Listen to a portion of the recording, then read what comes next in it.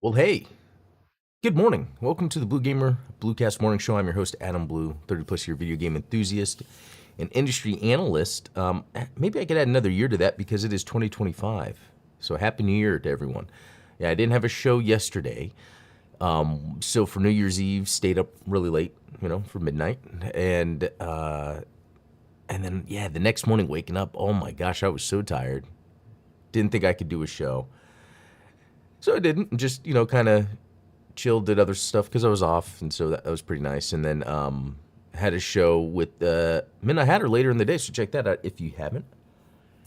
And I'm trying to say Midnight Hatter. Good to see you guys this morning. As I dive into the first show of 2025. So we'll talk about some of the game releases that are coming out because that is what we have to look forward to. The news is minimal. There's a little bit more like Switch 2 leaks, but I think the Switch 2 leaks are just confirmation of earlier leaks. Or not even confirmation, just more information that is based on previous leaks. Meaning that it could be, accurate. Waking up, it was cold. Cold this morning. It was in the 30s, the low 30s here in Texas. And also what's interesting is, the way my office is situated, I have windows all along here, windows all along here, and the way the sun sets is usually somewhere throughout the year, somewhere in this area to here. And the reason I'm saying that is because usually in the morning when I have to start the show, like in the deep winter, or this time of year, I have to close the curtains in the front because then the light will get on here. It looks odd anyway. What's interesting is how much later the sun came up. And, obviously that's how it works, right? Because we had the winter, was it the winter solstice on the 21st or whatever? And so, there's that time change of the stars and the sun and how everything, because of the Earth's rotation. Why am I bringing that up? I don't know. I just find that very interesting. So it's interesting to see the different time the sun is now coming up. There's that little tidbit. Interesting week in gaming though, and it's weird because I was off yesterday. It almost seems like today's a Monday, but it's not. It's the end of the week. I wanted to dive into, I'm about to dive into what I've been playing. So back on when I have it listed here, right? December 28th, and I think that was Saturday. No, this is Tuesday. Maybe I jumped back into the game, or was I streaming then? Okay, now it's starting to blend together the days because the days off. Anyway, earlier this week I did a live stream and I beat Godzilla on PS3 completely, with the Platinum Trophy. It was something that was remarkable for me, amazing. I don't normally bother to trophy or 1,000 gamer score a game. That's not, I don't care. I like I've said before, I like the achievements just to see my progress if I need to do more stuff in a game. But just the Godzilla on PS3 was so fun that I thought, okay, that was a goal that I could reach. And now it's interesting because the only reason I was playing Godzilla on PS3 is because I couldn't get a copy of Godzilla on PS4 because it's super expensive. It goes for over $200. And I used to own it.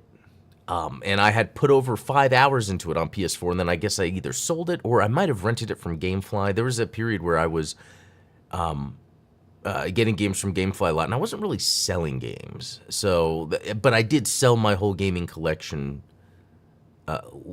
later on, about 2019, I think it was. So I don't remember if I sold it with that or just returned it. Anyway, right after I beat Godzilla on PS3, there was an update to and I showed this on stream, I think Monday or Tuesday, the Shad's PS4 emulator, which is remarkable. The stuff that you could play on it, Bloodborne runs great.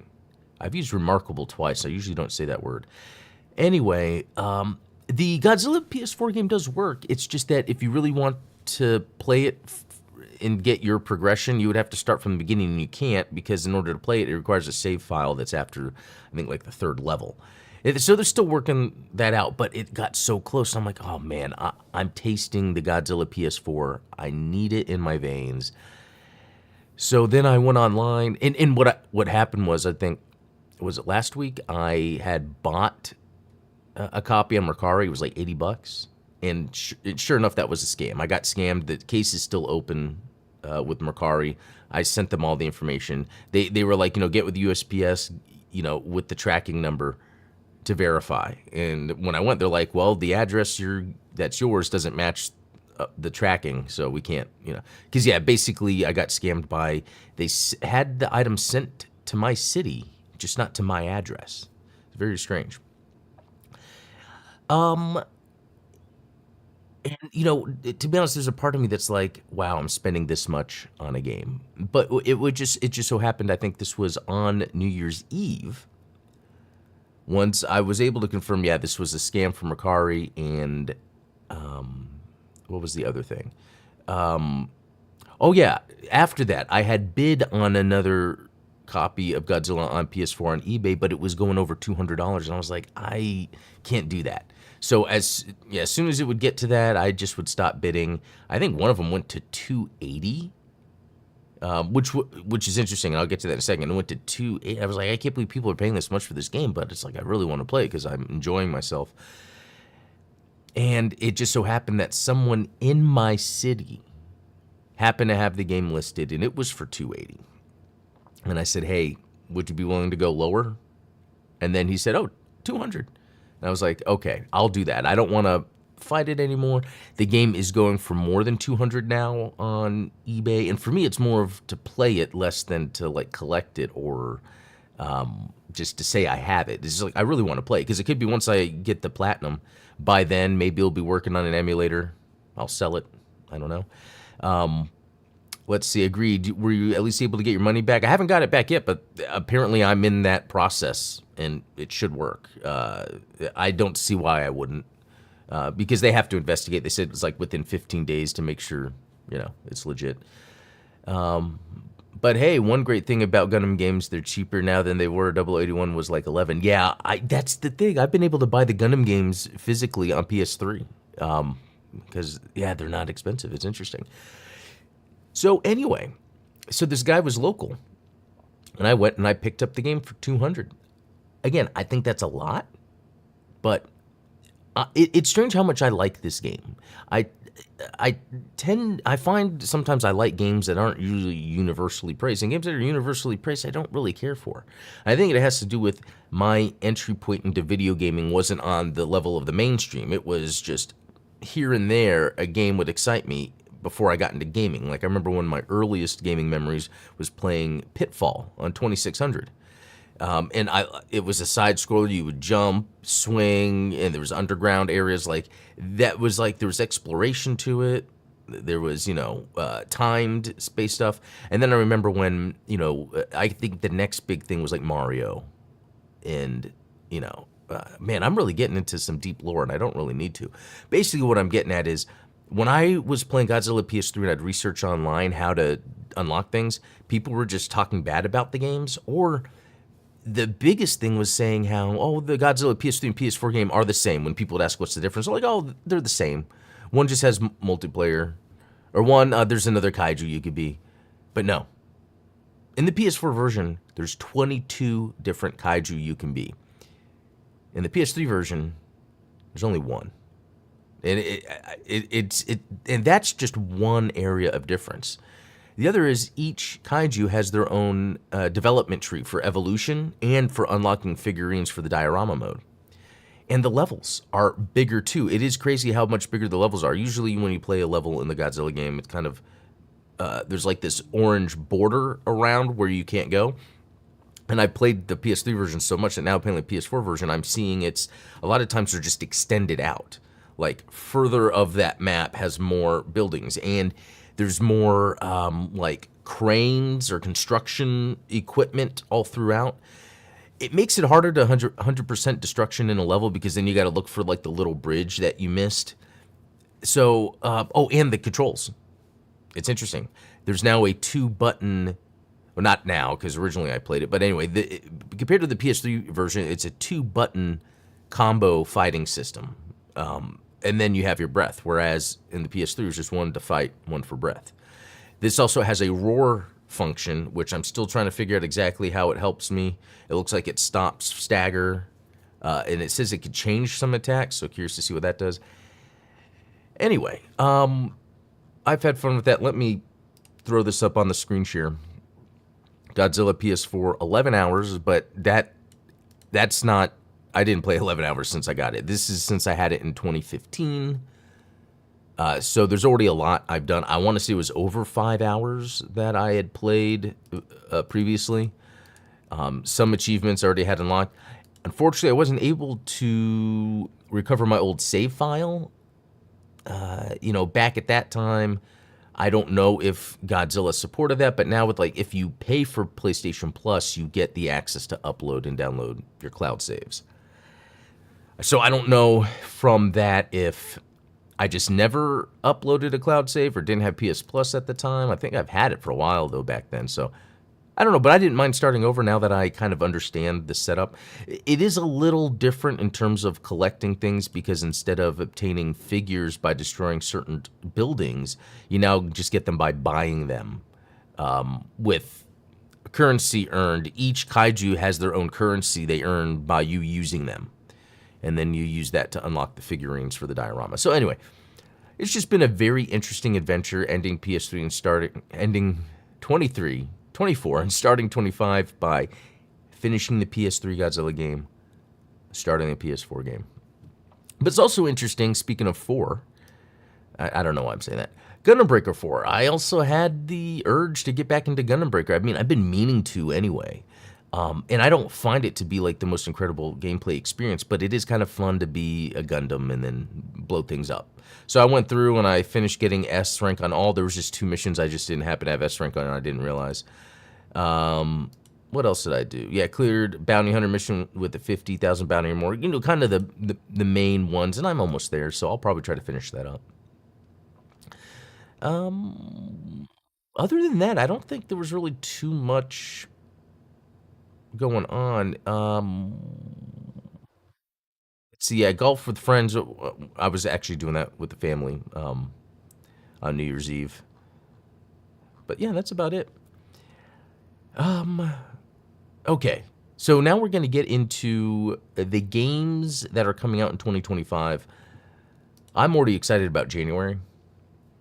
Let's see. Yeah, we'll go through this list here. So this is from GameSpot. And this is the list I tend to usually use throughout the year, like last year, which, I got to look back and see when did I start doing this live. I'll check that later. Because I want to celebrate that when I started doing this Bluecast live every morning. But anyway, that wasn't January, I don't think. So, let's see. Fantasy, Sleight of Hand, Threefold, Recital. Okay. Donkey Kong Country Returns HD. That's kind of weird. I feel like that's the 3rd time this game is getting released. Wait a minute. It says PC. Wait, what? It's not right. There's no way. So can I even rely on GameSpot if they're going to say this is coming out on Xbox? Yeah. So, okay. So I guess we got to take everything here with a grain of salt because there's no way that this is accurate. Because I saw PC and I'm like, hell yeah, I'll buy that on PC. What the? Things Too Ugly, Tales of Grace's F Remastered, Idun, Magic, and let's see. Okay, Final Fantasy VII Rebirth on PC. Yeah, when I was looking back at the games I played last year, I did play the Final Fantasy VII. I think the Rebirth is the 2nd one, if I'm not mistaken. Yeah. So or maybe I played the demo of that, and I like the combat. And apparently it's the same combat system as. There's another game, Devil May Cry 5, and another game that I really like the combat system. Anyway, it's like the same developer that does the combat systems. Okay, this is interesting. The Star Wars Episode 1 Jedi Power Battles. I played a ton of this when it came out on Dreamcast. That's a good one. And that's on the 23rd. So it doesn't look like there's too much until the end of the month, but would I play this Donkey Kong Country Returns HD? Maybe. Just because I know it's something the wife would play. But I had it on, or do I still? Okay, no. You know what I'm thinking of? I'm thinking of Tropical Freeze. So what this is this is the Donkey Kong Country Returns that was on Wii, And then I think they made a Wii U port, or 3DS. That's right. I have it on 3D. Yeah, right here. Wii, 3DS, Wii U, NVIDIA Shield TV. That's so weird that it has that. And then, so this is just something that's been re-released multiple times. Yeah, so that might actually be worth getting because that's the easier game. Tropical Freeze was the harder game. Okay, anyway, let's move on.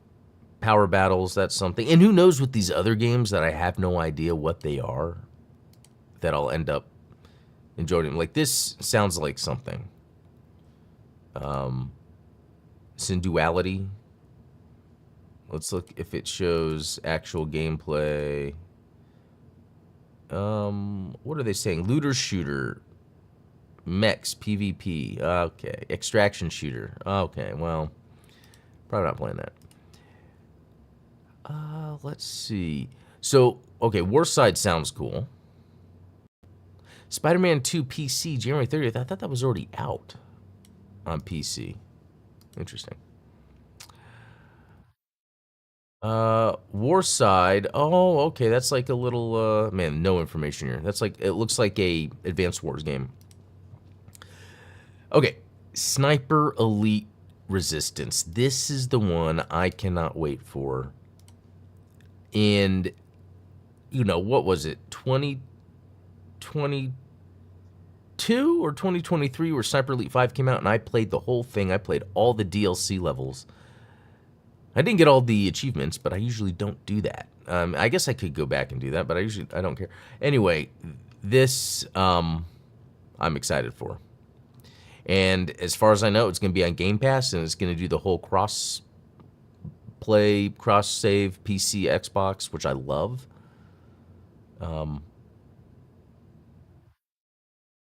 Sniper Elite 4 on mobile, interesting. iPhone, iPad, or Mac.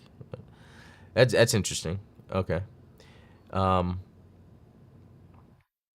Yeah, can't wait. That's gonna be a main one that I'm gonna get. Let's see. Tales of Grace's F remaster, but also could just play the PS3 version I barely touched. Oh, so that's a remaster. Interesting. Warside, I'm excited about. Okay, that's cool.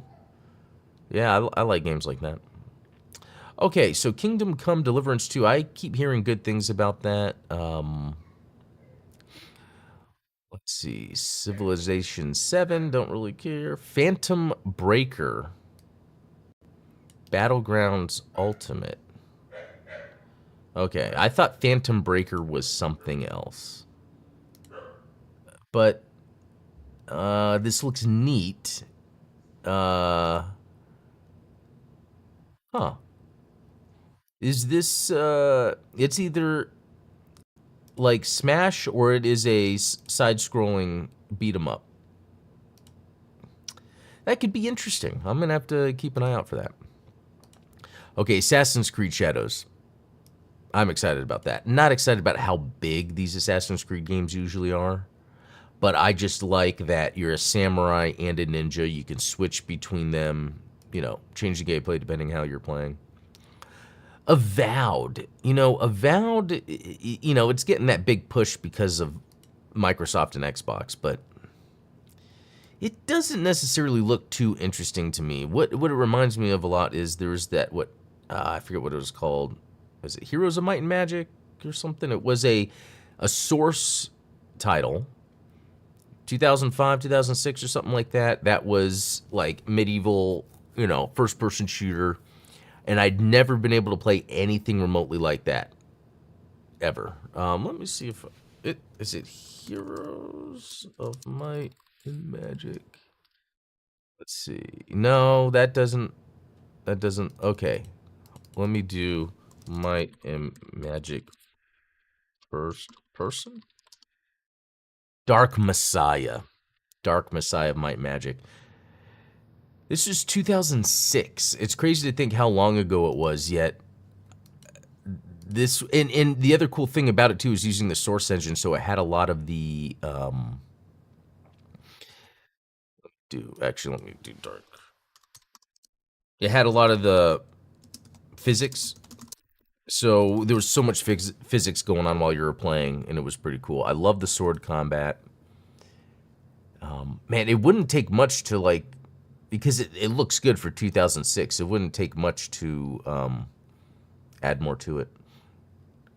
Yeah, this is very interesting. I had a lot of fun with this game because, again, it wasn't a traditional like RPG like. It was very physics based, very gamey. There was systems and things while you're doing magic and sword fighting. I just feel like whenever I play a first person medieval game like that, it doesn't have that charm. It's almost like they've taken a step back of, oh, how do we do combat? But that could just be me. Monster Hunter Wilds. I don't know if I'll play that, but I know that's going to be very popular. Okay, Omega 6 just sounds like a cool name. And the Triangle Stars. Let's see. 16-bit styling. It's based on the manga by former Nintendo art director Takaya Imamura. Okay, there's a lot of interesting things going on here. But it looks like it's truly like 16-bit. Even the combat or the gameplay is... That's interesting. There's something interesting about this. I'm just going to add it to my wish list. All right, 2 Point Museum, Wizardom, Fragpunk, Split Fiction, Wonderstop, Lost Records, Atelier Yumiya. Oh my gosh, The Alchemist of Memories in the Envisioned Land. What a name! The Atomfall. I think I've heard of that. The First Berserker, Kazan. That looks interesting. That, I mean, in terms of like 10 years ago, you told me about the game and I'd want to play it, but it looks just like any other combat game. But I'll always remember I said that about Helldivers too, you know. And okay, from here, Mandragora. I want to say this is something I checked out and I really liked it. It was either a demo. Yes. I think I played the demo of this. This was pretty good. It felt really good in the level design, and I might have played it on a stream. The level design was really tight. Like, you'd feel like you're in a place for a while, but it really takes you back to where you need to be. This looked very interesting. I could see myself playing a little more. And I really like the graphics because it does kind of do the Toon look, but a very detailed Toon look. So it looks pretty neat. Okay, let me close some of these. Okay, Fatal Fury City of the Wolves. This is really neat. It's, to me, it seems crazy how these fighting games are sort of returning. You know, it's like, because Mark of the Wolves, I want to say that was like 2000, 2001, was excellent. And then they just didn't really continue that. And then obviously there's the SVC Chaos games, which I liked, because I'm more on the SNK side of fighting games. And I don't know why that is. I had Fatal Fury CD back in the day. That could have been part of it. And then I remember King of Fighters Evolution came out on Dreamcast. But yeah, this, you know, and it's now where, you know, they've been doing it for years now, but where it's 3D graphics, I'm not too crazy about, because you get this like weird lighting that happens sometimes, and you could see it here, like on 3D characters that are supposed to be cell shaded, which it just makes it look like it's some sort of sheen on the character to signify like damage or an attack or something. I feel like that shading could be done a little better. But who am I? I'm not an artist in that capacity, so who am I to say that? But I just mean, it then looks obviously 3D instead of like the 2D look. And that's what I'm trying to get at. But that could help just for movement in game to see, you know, where the characters are going, what they're doing. So I get that. Cool. Add to my wish list. All right. Let's see. Sea of Wolves caught everyone by surprise, but King of Fighters is on a big rebound in general as of late. Yeah, they started that new King of Fighters studio. Midnight Hatter, it's funny because that's a setting in Unity. You can select whether to apply global lighting or baked lighting only. Interesting. That's an example of a graphical effect that then you can turn on, but then a bunch of games will have it, and then it's like it takes away from the visuals of a game. Not a fan of that. Okay, crazy Double Dragon Revive in October. I mean, to commit to a release, a game like that early. I just mean, because you have bigger games that they're just not sure when they're coming out. I'm excited about that. Just because the last few Double Dragon games have been great. Double Dragon Neon was great. Double Dragon Gaiden. I have no reason to believe Double Dragon Revive. I just cannot stand. I was watching that IGN. I rarely watch IGN. They do this podcast sometimes. And it was on when I was watching it, and they were talking about how, has there ever been a good Double Dragon game? And I'm like, why would they say this? Why would they say that? Maybe to them, there hasn't been one that, but like to say it as if that's just a thing. Hey guys, just so you know, Double Dragon's never really had a good game. It's like, no, I wouldn't say that. But you know, hey, I throw shade too. Like that podcast, those guys, look, they are probably great journalists maybe, but how wooden those podcasts are. And I came across a video last night because I did not realize, I guess I do realize this, but it's just too obvious. How should I say this? How much people just lie online. It's like people lie online, but no, there's this person that used to write at IGN, and then she has her own YouTube channel, and you know, she was at the Game Awards, and it was just things were coming out where I'd hear a story of something, but then later finding out this person, it's an influencer, that's why it's a big deal, was just lying. And I guess they were lying about the Wukong devs crying because they didn't get Game of the Year at the Game Awards. And, you know, made me feel bad. It's like, oh man, they were all prepared for that. And then there's, you know, IGN kind of, that's a weird thing. And I don't know if there's any relation with the government in China. You know, IGN's the big platform. So, hey, messaging against, I don't know. But it was kind of weird how they kept taking shots at China, like of the director sexually assaulting someone, but that was not true either. This thing about them crying, and that was not true either. It's weird how. But anyway, and then so this person that I'm speaking about, there was this post that came up of theirs. Because, okay, also when someone's accused of lying, it's like, okay, are they? And it's like, yeah, and here's another example of them lying where they drew a picture, where they took a picture of a drawing they made, and they said, hey, I did this for 40 minutes. But they had just traced and or copied someone else's work. Now, it's one thing to post, hey, look at this, I copied this from this, it's such a good drawing. But no, she just said, I made this. And I'm like, man, okay, so there's so much of this blatant lying at like the highest of influential levels of games. And I think that kind of goes to what I was saying about, you know, Black Myth Wukong, how like, or other games like Godzilla. It's like in the gaming sphere, when you're online, people can just say something online, and then if there's no reason to doubt it, then that becomes fact. And then that changes the perception of that. And you know, I guess maybe it's obvious that stuff exists, but it's crazy when it comes from people that have a lot of influence in the gaming industry. And this kind of goes back to the IGN thing, because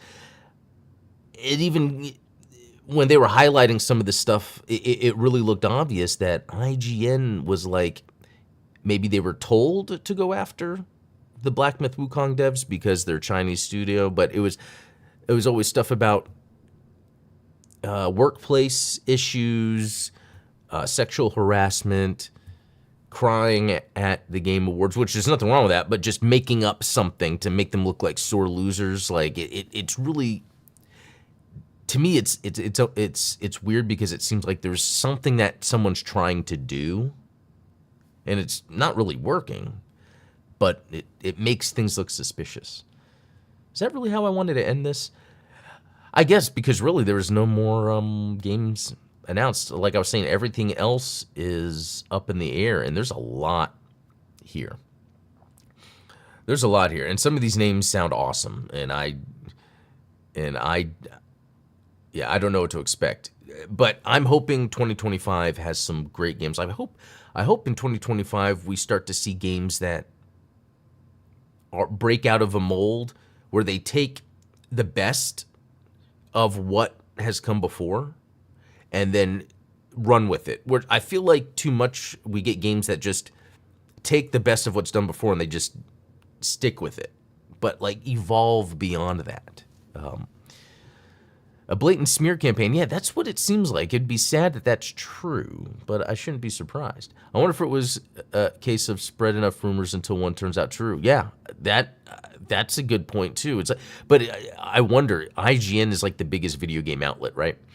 I wonder if there is something to always dogging on China, because in the past 10, 20, 15 years, I don't know, you would always hear bad things about China, but it's like, why? Other than, America, that's another country that's big and America wants to compete. So in the general information, whether that's news, internet, things will probably sprinkle in to just make America always seem awesome and China not.